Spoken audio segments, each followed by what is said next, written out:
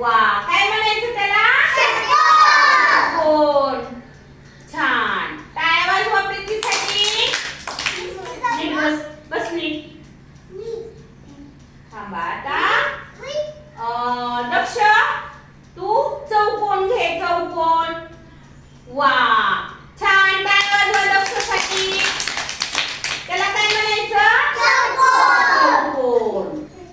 ठेव तिथं ते. ठेव तिथं. अपूर्वा, अगं ठेव ना, तुम्हाला पण परत सांगणार आहे ना ग, मी सांगणार आहे. हा अपूर्वा, तू त्रिकोण आण. वा, छान. अपूर्वासाठी काय बाजू आहे, त्रिकोण म्हणायचं आहे.